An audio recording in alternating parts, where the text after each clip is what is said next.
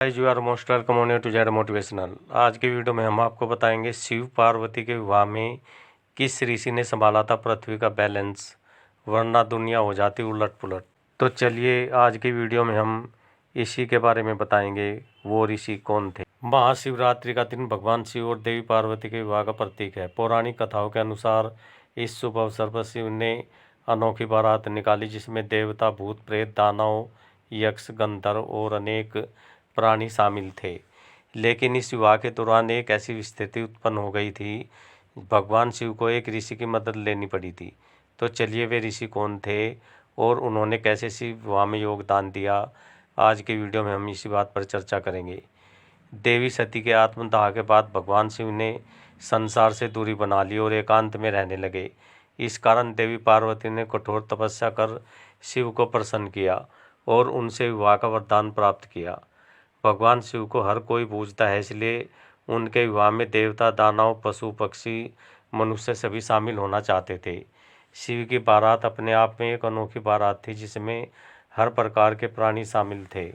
माता पार्वती के पिता राजा हिमालय के महल तक पहुंचने के लिए भगवान शिव ने अपनी भव्य बारात निकाली।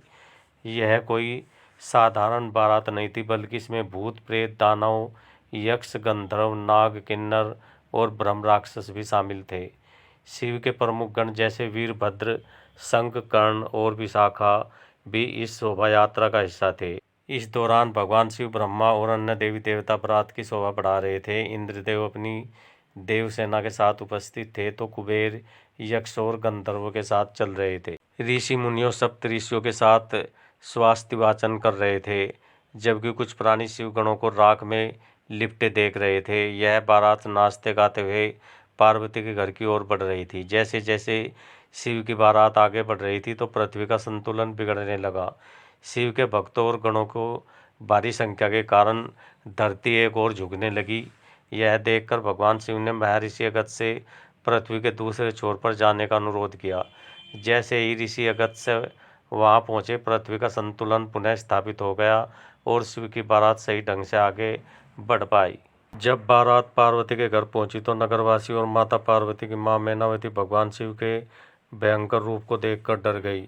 भगवान शिव के भूत प्रेतों से घिरे होने के कारण मैनावती बेहोश हो गई और नारद मुनि को इस विवाह का प्रस्ताव देने के लिए दोष लगाने लगी।